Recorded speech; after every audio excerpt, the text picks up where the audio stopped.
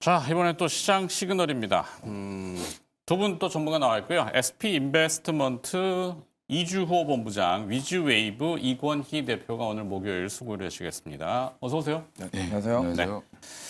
자, 또 김유정 아나운서가 뭘 준비했을까요? 한번 궁금한데 뭐 그림도 있는 것 같고 한번 볼까요? 네, 오늘 아침 코스피가 역사적으로 5,000피를 넘어서는 모습 체크됐습니다. 사실 지수가 4,000피를 돌파한 지 채 3개월도 되지 않았는데요. 빠르게 1,000포인트가 올라서는 모습 보면서 지금 시장에 강한 투심과 유동성이 또 확인되고 있습니다. 최근 코스피 대비 상대적으로 지지부진했던 코스닥 역시 오늘 1% 넘게 함께 상승하는 모습 보여주면서 시장에서 이제 자금이 코스닥 시장에 있는 종목으로도 함께 분산되고 있다는 분석이 함께 나타나고 있는데요. 결국 간밤 다보스 포럼에서의 트럼프 대통령의 연설을 계기로 유럽, 나토 그리고 미국 사이의 노이즈와 갈등이 이제 해소가 될 수 있다는 기대감이 다시 한번 시장의 불안감을 이겨내고 위험자산 선호 심리를 끌어올리고 있는 것으로 확인되고 있습니다. 오늘 코스피 시가총액 상위 종목 보시면요. 삼성전자, SK하이닉스는 오늘도 날아오르며 시장의 지수를 견인하고 있습니다. 각각 3.34%, 2.7% 상승하면서 오늘 아침에는 삼성전자에서 메모리 가격 인상에 대해 고객사에 통지하는 통지문이 발표가 되기도 했었는데요. 반도체 사이클은 여전히 강한 가운데 간밤 미국 시장에서 필라델피아 반도체 지수 역시 급증하는 모습 확인되기도 했습니다. 이제 현대차가 사실 시총 3위 자리를 굳건히 지켜내고 있죠. 오늘도 현대차, 현대그룹주, 로봇주까지 함께 상승하고 있는 가운데 현대차 아틀라스에 대한 긍정적인 전망과 보스턴 다이나믹스 IPO에 대한 기대감은 꾸준히 들어오고 있고요. 로봇주가 함께 상승하고 있는 가운데 오늘 삼성바이오로직스는 소폭 쉬어갑니다. 3.98%, 4% 가까이 하락하고 있는 가장 주된 원인으로는 실적 쇼크가 함께 거론되고 있습니다. 전일도 시세 지켜줬던 하나에어로스페이스, HD현대중공업 같은 우주항공 또 건설 중장비 관련 종목들은 오늘 쉬어가지만요. SK하이닉스 지주사 역할을 하고 있는 SK스퀘어와 함께 상승하고 있고요. 전일 원전 섹터의 상승 속에서 혼자 쉬어가던 두산에너빌리티 다시 한번 반등하고 있는 가운데 오늘의 특징은 2차 전지 상승입니다. LG 엔솔도 강하게 함께 상승하고 있는데요. 2차 전지 상승 흐름은 코스닥 시가총액 상위 종목에서 조금 더 적나라하게 드러납니다. 이제 2차 전지 관련 종목들을 로봇 테마와 함께 봐야 한다라고 시장은 이야기하고 있는데요. 바로 그 이유가 로봇에 필요한 2차 전지가 한국 기업들이 만들어가고 있는 NCM 배터리가 조금 더 적합하다라고 평가하고 있는데요. LFP 배터리 대비 더 소형 모양의 더 무게도 가볍기 때문에 한국이 중국 시장 대비해 더 우위를 갖고 있는 배터리 기술이 로봇 시대에서 적합하다라고 시장은 분석하고 있습니다. 에코프로 12% 넘게 급등하고요. 에코프로 BM 7.43% 상승하고 있는 가운데 LNF도 8.6% 상승하고 있고요. 특히나 오늘 같은 경우에는 그 외 제약 바이오 종목도 다시 한번 반등하는 모습 확인되고 있습니다. 과연 오늘 지수의 흐름 어떻게 예측해보고 전망할 수 있을지 지금 바로 함께 알아보시죠. 네. 김유정 아나운서가 다 얘기를 해줘가지고 구분을 못 짓겠네. 자, 일단 코스피 5,000포인트 왔습니다. 뭐 지금 아직 종가 끝나지 않았습니다만 종가도 개인적으로는 돌파해서 끝나지 않을까 싶긴 한데 뭐 두 분 생각은 어떠신지 5,000을 보시는 느낌? 뭐라 그래야 돼요 이걸? 뭐 아까 앞서 코너 보니까 뭐 감개무량 이렇게 표현하던데 뭐 그렇게까지는 아니고 하여튼 처음 보는 지수인 건 맞고 격세지가 세대가 이제 시대가 변했죠. 과거에는 항상 박스피 뭐 2,000포인트 왔다 갔다 잘해야 이제 3,000포인트 다시 또 돌아가고 막 이런 것이 수년간 반복되다 보니까 거기에 길들여지고 익숙해지고 그랬던 것들이 이제는 넘어섰습니다. 새로운 시대가 됐고 한데 이제 자본시장이 조금 더 건전하게 활성화되려면은 뭐 막 이렇게 흥분하고 광분하고의 거품이 아니라 이제 탄탄하게 밟고 다 디디고 가야 되죠. 다지고 가야 되고 그런 중심에는 핵심 산업들이 분명히 있고 반도체를 부인할 수는 없어요. 그죠? 거기에 이제 파생적으로는 미래의 먹을거리인 로봇을 막 당겨오긴 했죠. 현대차는 사실 기존의 이제 자동차라고 하는 것들이 캐시 카우 역할을 하면서 버텨주고 있고 거기에 이제 성장 포인트인 로봇이 부가가 되면서 좀 이렇게 날개를 돋는 건데 자, 제가 또 다 얘기하면 안 되고 김유정 아나운서가 앞에 다 얘기해버리니까 제가 또 다 얘기하는 저기인데 자, 반도체 마저 다 얘기할까요? 네, 맞아 해주세요 그러면. 네, 일단 지수가 5,000포인트를 이제 장 초반에 돌파했다가 일단 뭐 일부 차익 실현 매물들이 이제 현대차 그룹들도 좀 매도가 좀 나오는 것 같고 오히려 삼성전자하이닉스는 좀 더 견고하게 흐름이 좀 나오고 있는데 일단 지금 5,000P를 어떻게 해석할 거냐 뭐 1분기 안에 가면 1분기 안에 갈 것 같다 이랬는데 1월 안에 왔습니다. 예. 근데 지금 뭐 분위기는 굉장히 좀 빠르고 있고 전례 없는 이제 대형주들의 랠리가 지금 이어지고 있는 중이고요. 근데 이제 이게 단순히 뭐 거품이냐, 너무 비싼 거 아니냐, 너무 빨리 반영시킨 거 아니냐 이렇게 얘기하는데 전 세계에서 지금 우리나라가 가장 수익률이 올해도 아마 제일 좋을 텐데 지금 EPS 상승률이 전 세계에서 제일 좋습니다. 그러니까 그 다음이 대만이고요. 대만은 작년에도 좋았고, 뭐 올해도 좋았고, 올해도 좋을 거라고 예측을 하고 있는데 이제 숫자로 올라오는 거 근거 있는 자신감으로 올라오고 있기 때문에 사실은 이게 뭐 5,000P가 그닥 그렇게 저는 좋은 일이지만 네. 지나가는 길이다 이렇게 보고 있고요. 네. 예, 뭐 6,000P도 갈 수 있는 거고 그거는 이제 상황에 따라 좀 다르겠지만 얼마나 이거 주가를 밸류에이션을 어디 것까지 땡겨 오느냐 속도의 문제가 이제 되지 않았나 생각해요. 사실 밸류에이션이 이제 기존에 우리가 막 교과서적으로 했던 것들도 많이 깨지고 있어요. 특히 이제 환율의 연관성도 깨졌고 그 등식이라는 게 깨지면은 적응해야 되는 게 맞지 않을까. 그래서 밸류에이션을 사실 지금 한다는 게 의미가 있을까? 그쵸. 통화 가치가 계속 변하고 있기 때문에 뭐 그런 부분도 고려를 좀 해야 되지 않을까. 그렇죠. 싶습니다. 그리고 이익 추정치가 계속 올라오면 뭐 지수 PR이라든지 PBR도 계속 달라지는 거기 그렇죠. 때문에 금리도 변하고 있기 때문에. 지수는 올랐는데 PBR은 그대로일 수도 있습니다. 아니면 오히려 더 낮아질 수도 있는 거고 거기에 지금 2년 뒤의 꿈을 얘기했죠 현대차가. 네. 예. 근데 2년이라는 시간이 생각보다 짧거든요. 이제 2년 정도 뒤에 로봇 밸류를 땡겨온다. 뭐 저는 그게 그닥 나쁘지 않은 것 같고. 네. 예, 이 시간을 통해서 몇 번 말씀드렸지만 이제 현대차가 테슬라와 사업 구조가 똑같은데 네. 왜 이렇게 못 가냐 이렇게 몇 번 뭐 하소연을 했던 적이 있는데 이제 알아주는 것 같습니다. 예, 역시 견물생심이라고 물건을 보고 나니까 마음이 바뀐 거죠. 그래서 네. 아틀라스에 대한 평가가 워낙 좋아서 이 로봇 밸류를 받는 거 지금 오늘 이제 윗골이 다니까 이제 끝났나 이렇게 생각하시는 분들이 있는데 그렇죠. 대형주는 원래 갭을 메꾸고 가는 게 좋습니다. 그래서 장중에 갭 메꾸고 이제 갈 가능성이 있고요. 저는 아직 안 끝났다고 보고 있기 때문에 이제 뭐 기존의 자동차 회사들 도요타라든지 이런 쪽에 밸류랑 좀 비슷해졌거든요. 네. 예, 그러면 여기서 이제 로봇 밸류를 얼마나 더 줄 거냐? 그럼 뭐 테슬라의 5분의 1만 줘도 80에서 100만 원을 가야 되는 상황인데, 예, 그런 것들을 이제 고려해 보면 아직 이제 스타트했는데 좀 속도가 빨랐죠. 네. 그러면 이제 여기서 조금 뭐 쉬어가더라도 결국엔 더 가지 않을까 생각하고 있고요. 반도체도 우리가 이렇게 빨리 올라도 돼 하는데 생각보다 더 빨리 가고 있죠. 네. 예, 결국에는 지금 그닥 뭐 바이오가 일부 조금 잡음이 있긴 했지만 여전히 미국도 바이오 종목도 좋습니다. 그러면 바이오는 또 뒤에 또 다뤄야 예, 되니까. 뭐 하여간 그래서 제가 지수 전반적으로 봤을 때는 지금 반도체가 일단 이끌고 가고 있고 숫자상으로는 거기에 이제 자동차까지 보태지면서 시장이 좋아지는 모습이다. 거기 오늘 2차 전지까지 지금 로봇 밸류를 받고 있잖아요. 2차전지도 뒤에 해야 돼요. 예, 그러니까 지수가 좋아진다. 예. 지수 개념에서 허리가 탄탄해진다는 거는 굉장히 좋은 현상이다라고 말씀드리겠습니다. 네. 자, 뭐 코스닥, 바이오, 뭐 2차전지 이건 뒤에 또 김정환 선수 준비한 게 있으니까 봐야 되고. 자, 일단은 전체로 보면은 재료는 그렇다 치고 결국엔 수급입니다. 뭐 우리가 돈의 힘이라고 얘기들을 하죠. 근원적으로는 뭐 신용화폐, 금리 얘기 뭐 이런 얘기들을 많이 저희가 다루긴 했습니다만 달러 가치가 뭐 들쭉날쭉 하긴 해요. 근데 전체적으로 어제 트럼프 대통령이 또 시그널을 보냈잖아요. 금리, 연준 의장 곧 지명해서 금리를 낮출 거고 물가는 잡았고 거기에 다우지수, 주가지수는 2배 더 오를 거다.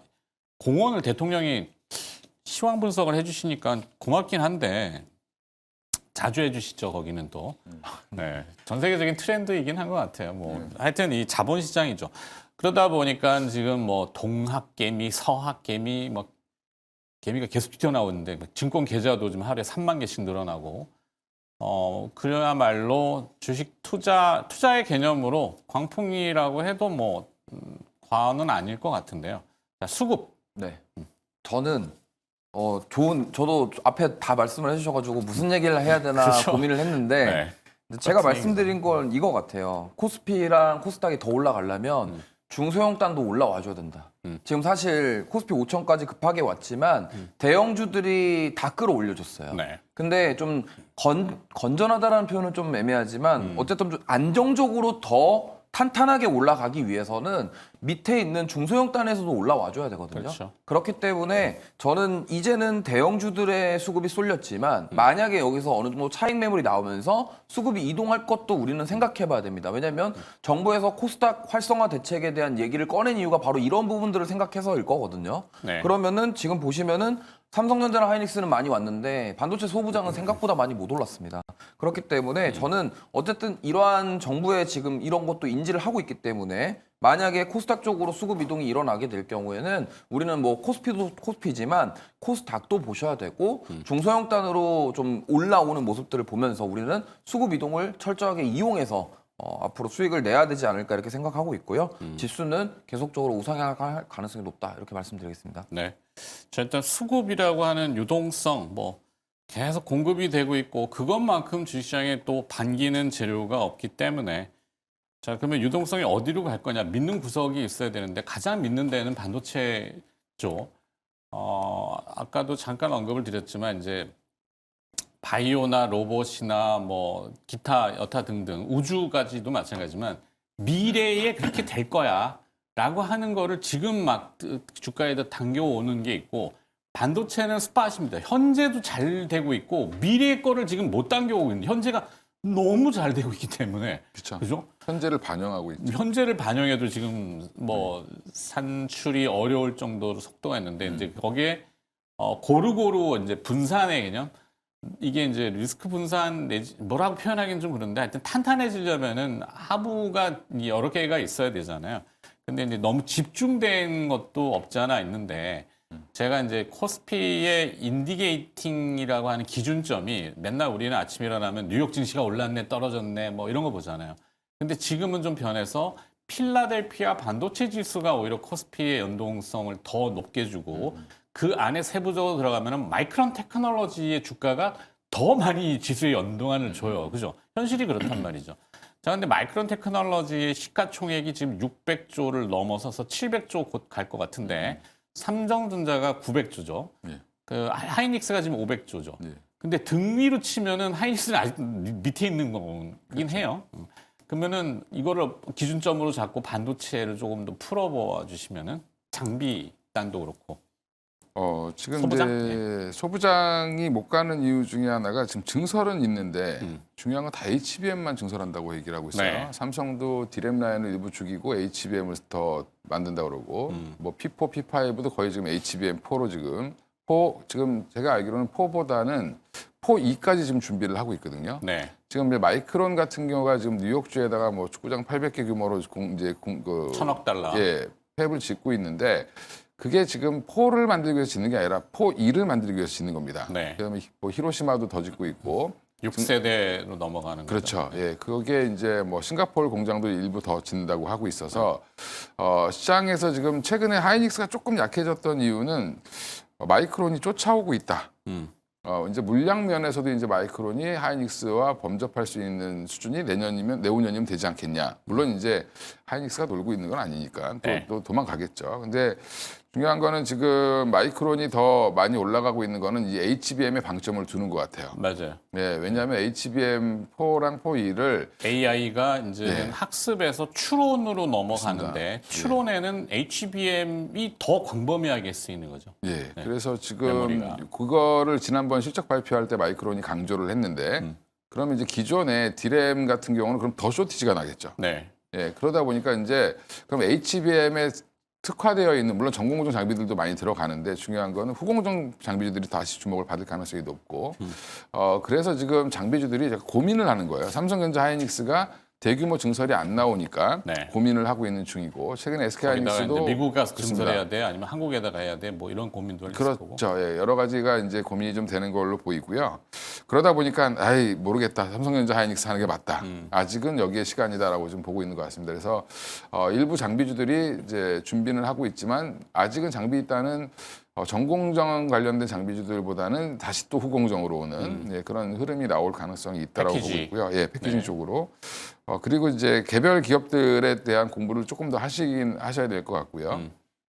여전히 근데 그냥 편하게 뭐 투자를 하시는 분들은 삼성전자 하이닉스를 사시는 게 맞고, 네. 예, 그냥 지금 그러면 이렇게 올라왔는데 사람 말이냐, 예, 10만 원대도 그 얘기했고요, 8만 원대도 그 얘기했습니다. 근데 지금 여기서 그러면 얼마를 더 갈 거냐, 그건 저희도 잘 모르겠어요. 저도 이제 17만 원을 갖다 내려올지, 뭐 20만 원을 갈지, 그건 아직 모르는데 그 목표가를 너무 예단할 필요는 없다. 목표가는 목표가일 뿐인 거고요. 지금 반도체 아까 이제 앵커님 말씀해 주셨는데 업황에 있는 분들도 예측을 못해요. 네. 예, 이게 어디까지 갈 건지.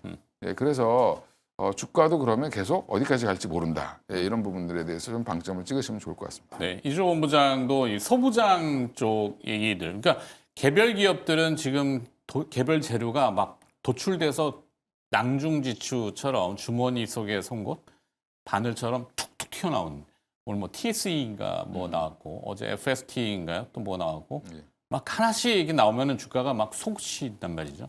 반도체도 이제 소재 부품 장비에도 분명히 그런 재료들이 이제 막 녹아 들어갈 텐데 어떻게 전망하시나요? 저는 뭐 조금 다른 관점으로 얘기를 해보면 물론 메모리 반도체 업황이 좋고 지금 가격이 계속 상승세가 유지되는 건 맞습니다. 하지만 저는 삼성전자가 주가 레벨업이 더 되려면 결국엔 파운드리 쪽도 성장을 해야 된다고 생각하거든요. 그러면은 우리가 이러한 관점으로 봤을 때 메모리 좋은 거 이제 다 압니다. 그러면 여기서 얼마나 더 좋아질지는 저도 지금 예상하기 어려워요. 왜냐하면 가격이 계속 올라가는 상황에서 그럼 공급을 지금 당장에 막 넣을 수 있는 것도 아니기 때문에 당분간은 메모리 쪽은 좋을 건데 이제 삼성전자는 여기서 한 단계 더 가려면은 특히 엑시노스가 성공을 해야 됩니다. 네. 일단 엑시노스 2600이 성공을 하게 되면은 이제 거기서 파운드리 수주를 더 받을 수 있겠죠. 뭐 구글이라던가 이런 쪽에서도 당연히 TSMC에 대한 의존도가 높지만 삼성전자가 그만큼 해준다 그러면 따라올 수 있다고 생각하고 있고, 그렇다고 한다면 그 파운드리 쪽에서 삼성전자가 수주를 받으면 그 시스템 반도체라던가 이쪽으로도 좀 기대를 해볼 수 있기 때문에 그때 된다고 한다면 삼성전자의 주가는 더 레벨업 될 수 있는 흐름이 나오지 않을까 이렇게 생각을 합니다. 그래서 저는 삼성전자 엑시노스 2600의 성공을 좀 기대를 해보면서 지금 많이 못 올라왔던 시스템 반도체, 그다음에 반도체 디자인 하우스 관련주들 이런 쪽으로도 한번 집중해 보시는 게 어떨까 이렇게 생각하고 있습니다. 네. 자, 거기에 뭐 하나 좀 참고할 만한 건 뭐 스마트 글라스 얘기들이 또 오늘 흘러나오더라고요. 앞으로 이제 스마트폰이나 뭐 어떤 디바이스들, PC 뭐 이런 것들이 다 이제 눈에 붙어버리는 걸로, 물론 미래에도 다 그런 과거에도 기대를 했었다가 사그라들고 막 이렇게 번복했는데 오늘 또 구글 쪽에서 얘기들이 나오는 것 같아요. 그러니까 이 디바이스, 기기의 진화, 디램 반도체의 진화에 대해서 고민을 좀 해보자 이렇게 하고, 두 번째 또 준비된 시그널이 있거든요. 김유정 아나운서, 두 번째 시그널은 뭡니까? 네, 이제 코스피 시장 대장 섹터들 함께 점검해 봤으니까요. 코스닥 흐름도 함께 체크해 봐야 되겠죠. 오늘 코스닥 시장의 수급이 심상치 않습니다. 이제 5,000포인트는 코스피가 도달했으니 코스닥의 추가 상승을 기대하는 수급이 함께 들어오고 있는데요. 오늘 그 주인공이 대표적으로 2차 전지와 바이오입니다. 특히 2차 전지가 가장 뜨겁게 날아오르고 있는데요. 97조 원 분야의 로봇 배터리 시장을 정조준한다라고 시장을 예측하고 있습니다. 조금 전 언급드리기도 했지만 로봇에 배터리가 필요한데요. 하지만 로봇에 들어갈 수 있는 그 공간은 훨씬 더 작고 로봇의 이동을 위해서 배터리의 무게도 훨씬 더 가벼워야 하기 때문에 NCM 배터리가 더 우위를 점할 수 있다고 예측하고 있습니다.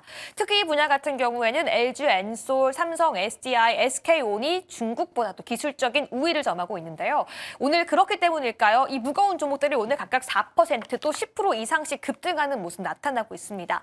대장 종목들이 급등하자 오늘 코스닥 시장 시장 내에서의 시총 상위 종목들도 일제히 함께 급등하고 있는데요. 9% 넘게 7% 가까이 상승하고 있는 가운데 최근 리튬도 공급 부족 속에 쇼티지 소식이 함께 들려오고 있고요. 정부에서 진행하고 있는 ESS 시장 계약까지 기대감을 한층 더하고 있습니다. 과연 일제히도 시총 작은 종목들 함께 급등하고 있는 가운데 2차 전지 지금도 들어갈 수 있는지 그 전망 함께 짚어보도록 하겠습니다. 제약바이오도 함께 짚어보도록 할까요? 전일 이 시장의 투심과도 심리가 훼손된 것이 아닌가라는 우려감이 함께 들려왔는데요. 하지만 알테오젠 현재 1%대에서 소폭 하락하면서 다시 한번 더 상승을 준비하는 목소리가 더 들려오고 있습니다. 바로 전일에는 기대감이 실망감으로 변하긴 했지만요. 간밤 다시 한번 미국에서 J코드라고 하죠. 이 보험사 코드를 받았다라는 호재가 들려오면서 추가 상승 다시 한번 회복할 수 있는 기대감이 들어오고 있고요. 전일 함께 일제히 하락했던 에이벨 바이오 등 시총 상위 종목들도 일제히 다시 한번 회복세를 보여주고 있습니다. HLB 그룹지 일제히 함께 반등하고 있고요. 삼천당 제약, 셀트리온도 함께 상승하고 있는 가운데 오늘 나오고 있는 증권사 리포트들을 확인한다면 K바이오의 중장기적인 가치와 성장 가능성은 절대 훼손되지 않았다라고 주장하고 있는데요. 오히려 현 시점의 제약바이오가 가격 대비 매력적인 저가 매수의 기회가 될 수 있을지 오늘 2차 전지와 제약바이오주 그 주가의 흐름 함께 짚어보겠습니다. 자, 2차 전지가 오늘 조금 활기를 띠려고 합니다. 논 거는 명확해요, 사실은. 사실 아틀라스가 쏘아 올린 거죠. 아틀라스의 그 비교 우위는 결국에는 그 작동 시간 아니겠어요? 4시간인가? 거기에 이제 하중 중량을 들어 올리는 게 50kg. 그 테슬라의 뭐죠? 옵티머스. 아, 이름도. 네, 옵티머스는 20kg 네, 정도 맞습니다. 되는 것 같고 작동 시간이 아직은 2시간 조금 넘는 것 같고. 그랬더니 이제 해외에서 야, 아틀라스가 4시간 움직이는데 쟤는 무슨 배터리를 먹고 사나? 이게 좀 궁금증인 것 같아요. 거기서부터 이제 배터리가 이제 전기차에서 조금 모멘텀을 변화해서 이렇게 나가고 오늘 아까 말씀드렸듯이 구글의 딥마인드 CEO가 이제 앞으로는 휴대폰 시대는 끝났다. 모두 글라스, AI 안경으로 들어간다. 그게 이제 AI의 발전과 배터리의 발전을 또 얘기한 것 같아요. 자, 이런 키워드들이 등장했고 시그널을 주고 있습니다. 이조 본부장부터 또 네, 배터리. 우선 예. 지금 상황이 2차 전지가 올라가게 만들어졌어요. 그러니까 네. 우리가 뭐 의도한 건 아니었습니다만 제약바이오에서 그렇게 되고 여기서 죽을 순 없다. 네, 로봇이 조정이 나오고 이러니까 그러면은 지금 제약바이오랑 로봇이 조정이 나오고 쉬어갈 때 수급이 어디로 가냐면 딱 이제 2차 전지가 된 거죠. 근데 2차 전지에 이 로봇 모멘텀이 아직 뭐 붙었다 뭐 이런 말씀이 많으신데 결국에는 저는 이 ESS의 소형화 이게 이제 결국에 로봇 배터리로 들어갈 거라고 생각을 하고 있고 네. 그러다 보니까 그러면 로봇이나 이런 것들이 폭발의 위험성이 또 있잖아요. 그러니까 그렇죠. 왜냐하면 2차 전지도 폭발에 대한 위험성이 있었고 그러다 보니까 EV에 들어가는 배터리를 로봇에 쓸 수 있냐에 대한 의구심이 든 거예요, 시장에서. 근데 그러다 보니까 전고체 배터리는 폭발에 안전하다는데 네. 그러면 로봇에 들어가는 ESS와 결합된 배터리는 전고체 배터리이지 않을까? 이거에 대한 기대감이 지금 이수 스페셜 티케미컬 그다음에 레이크 머티리얼즈, 삼성 SDI를 다 끌어올려주고 있다. 이렇게 네. 보시면 좋겠고요. 지금 결국에는 전고체 배터리는 상용화에 대한 기대감이 그동안 계속 있었지만 시장에서는 아직 멀지 않았나 이랬는데 지금 로봇이 너무나 시장에서 뜨겁다 보니까 로봇에 들어가는 배터리 그러면 폭발의 위험성이 적은 전고체 배터리로 가겠다 이렇게 들어간 거고요. 네. 그다음에 어제 피규어 AI가 이 가정용 로봇을 또 공개했습니다. 그러니까 원래 산업용 로봇이었는데 피규어 03이라고 해서 이제 가정에서 가사 도움을 해주는 그 로봇을 공개를 했습니다. 그럼 결국에는 이제 우리 가정 속으로도 휴머노이드 로봇이 들어온다고 한다면 이 배터리에 대한 안정성이 더 중요하게 되고 부각을 받을 거기 때문에 지금 2차 전지 중에서도 전고체 배터리 쪽이 굉장히 강하거든요. 이러한 흐름이 아마 그렇게 된 거고 수급적인 요인도 있지만 지금 이 기대감까지 더해지면서 이런 흐름이 나오고 있다. 저는 이렇게 보고 있습니다. 네. 자, 배터리 2차 전지 저기 우리 이건희 대표는 이게 이제 연속성을 계속 가져가느냐잖아요. 물론 아무도 알 수는 없어요. 그러다 내일 또 뭐 사실 테슬라나 뭐 그 미국의 뭐 피규어에 저기 전기차 업체 루시드. 뭐 그런 회사들의 주가가 또 밀리면은 또 배터리 또 안 돼. 이렇게 하루하루 왔다 갔다 하기 때문에. 예. 연속성을 띌 수 있느냐 2차전지. 그러니까 지금 뭐 트레이딩 영역이라고 저는 아직은 2차전지는 보고 있는데 네. 그러니까 로봇 관련돼서 밸류를 땡겨온다. 뭐 아니면 로봇에 들어가는 전고체 배터리에 대한 기대. 전고체 배터리의 시기열을 보면 이제 SDI가 27년도 양산 얘기를 하고 있는데 그러면 진짜로 27년도나 늦어도 28년도 되기 전에 직전에 양산을 할 수 있으면 네. 28년도에 현대차가 로봇 만들 때 들어가면 좋겠죠. 예, 근데 이제 그 타이밍이 맞냐 안 맞느냐는 이제 우리가 알 수는 없는 거고 전고체 배터리가 생각보다 기술적으로 되게 어렵습니다. 되게 네. 어렵고 실험실에서는 쉬운데 양산하면 다 깨져요. 이게 막 세라믹 판으로 만들어야 되는 거기 그렇죠. 때문에 이론과 실체가 좀 다르죠. 예, 양산도 전혀 다른 얘기죠. 그래서 수율을 잡을 수 있느냐 이제 우리나라가 이제 그거를 지금 제일 잘하고 있는 데가 삼성 SDI다라고 지금 얘기를 하고 네네. 있는 거고 기대감이 여전히 크고 뭐 유리기판이랑 좀 비슷하죠 전고체 배터리가. 네. 전고체 배터리에 대한 개념은 나온 지 벌써 지금 한 5, 6년 된 것 같아요. 근데 지금 이제 5, 6년이 더 된 걸로 생각하고 있는데 이 꿈의 배터리라고 얘기를 하고 있는데 여전히 이제 꿈이 이제 현실화되는 이제 직전이기 때문에 네. 원래 한 1년 전에 이제 뭐 그런 얘기들 많이 나오는 거고 거기에 로봇이 갖다 더 붙었고 뭐 그래서 지금 분위기는 좋다라고 보고 있는데 지금 그러면 저는 거꾸로 전고체 배터리를 과연 쓸 수 있을까? 비싸겠죠 초반에는. 네. 그거를 로봇에다가 쓰기에는 되게 부담스러울 수 있다. 그래서 그래서 아틀라스가 대당 5억인가 가격이? 대당 3억 정도 3억? 예, 지금 얘기를 예상을 하고 있는데 3억도 사실은 뭐 인건비 따지면 5년만 일시키면 네. 싸죠 인건비보다. 특히 미국에서는 뭐 인건비가 더 배터리 비싸니까. 가격보다는 뭐 액추에이터 가격이 또 크다고 하는. 예, 그렇습니다. 그래서 배터리는 지금 하이니켈 쪽으로 먼저 갈 가능성이 높지 않을까 생각하고 있고요. 네. 그래서 일단 뭐 폭발 위험 이런 것들은 있지만 결국엔 그런 것들 통제하면서 이제 가겠죠. 그래서 당분간 3원계 쪽에 하이니켈 관련된 종목들이 조금 더 움직일 가능성은 있지 않을까. 현실화는 그게 더 빨리 될 것 같다. 이렇게 네. 생각하고 있습니다. 자, 그리고 빠르게 하나 더 다뤄봐야 되는데 바이오입니다. 바이오가 뭐 논란이 많아요. 알테오젠 때문에 어제 있는데 이게 이제 업프론트, 그러니까 선급금, 그다음에 마일스톤이라고 하는 단계별 금액, 거기에 이제 로열티 구분이 되다 보니까 이걸 한 번에 뭉쳐서 가격 주가에다 녹여서 몇 조 계약 이렇게 하니까 빵빵 주가가 올라갔는데 그러니까 이런 거죠. 연봉 1억짜리 이제 뭐 직장인이 있는데 실수령액은 월 한 600, 700이 안 될 거예요. 근데 이제 이게 연봉 1억이면은 대단해 보이죠. 근데 만약에 회사를 중간에 그만둬 버리면 그 사람은 1억이 이렇게 사람을 값어치로 치긴 좀 그런데 하여튼 뭐 이런 거랑 개념이 지금 확 저기 됐단 말이죠. 어떨까요? 바이오를 바라보는 시각은. 일단 당분간은 좀 진정될 때까지 기다려야 될 것 같아요. 제가 생각하는 거는 작년에 이거 비슷한 흐름이 있었습니다. 화장품에서요. 화장품. 그러니까 기대치를 못 미쳤다라는 이유로 과도한 하락이 나왔는데 코스맥스 같은 경우는 3분기 실적하고 한 번 더 맞았죠. 그러니까 그러면서 지금 회복이 거의 못 되고 있거든요.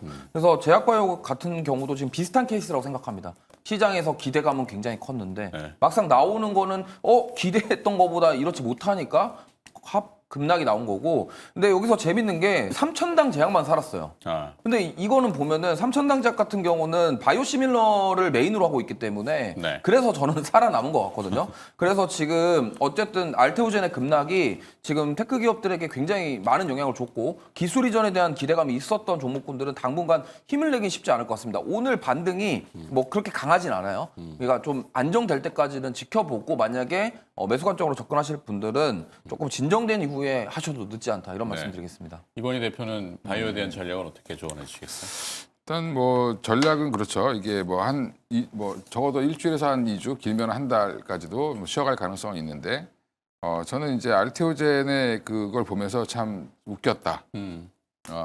기대 뭐 5%를 기대했다라고 하는데 5%를 기대한 사람은 제가 볼 때 아무도 없었습니다. 보통 3% 정도 수준으로 계산을 했고요. 애널리스트도 5%쓴 사람은 아무도 없었는데 2%라고 나오니까 이제 그것 때문에 또 뺐는데 2%여도 침투율이 높아지거나 키트루다가 더 많이 팔리면 올라가겠죠. 뭐 그거는 상관없는 거고 일단 숫자가 정해졌는데 그 계산치 때문에 이제 뭐 애널리스트들은 목표가를 낮출 수밖에 없는 거고 자기 가정이 바뀌었으니까. 네. 근데 이제 중요한 건 더 재밌는 건 GSK 때문에 빠진 게 더 웃겼는데 할로자임의 고객사를 뺏어와서 계약을 한 거예요. 근데 뭐 계약 규모가 4,200억이어서 실망했다. 근데 거기서 이제 한마디 하고 싶은 게 네. 기자분들이 좀 기사를 쓰실 때는 좀 팩트로 쓰셨으면 좋겠는데 전태현 사장은 수조 원대 계약이라고 얘기한 적이 없습니다. 아, 이전과 비슷한 규모. 네. 이게 1조 단일 9천억인가 뭐 돼서 그래서 시장에서 그렇게 막 기사가 그러니까 나왔던 직전 계약이 아스트라제네카와의 한 계약은 사실은 여러 가지를 합쳐서 패키지로 계약을 했기 때문에 비싼 거고 네. 이건 단일 품목이기 때문에 품목별로 보면은 이것도 똑같은 계약입니다. 근데 이제 이거를 너무 과하게 해석을 했다 이렇게 지난주 생각하시면 금요일 날 되고. 나왔던 해프닝이죠. 그렇죠. 예. 그거에 이제 연타를 맞으면서 지금 주가가 좀 이렇게 맞은 건데 근데 뭐 이게 실패를 한 것도 아니고 예, 여러 가지 이제 앞으로 파이프라인들 이제 아마 이걸 극복하는 시기 언제냐라고 하면 네. 알테오젠이 됐든 ABL 바이오가 됐든 대장주들이 뭔가 기술 수출이 다시 한번 나오면서 네. 그 의구심을 좀 떨쳐내면 오히려 저는 뭐 그때가 기회가 되지 않을까 생각하고 있습니다. 네, 좀 기다려야 된다는데 두 분의 의견이 조금 보이네요. 자, 일단 시장 시그널 점검해 봤고요. 오늘 또 두 분 수고해 주셨는데 SP 인베스트먼트 이주호 본부장, 위즈웨이브 이권희 대표였습니다. 고맙습니다. 예, 감사합니다.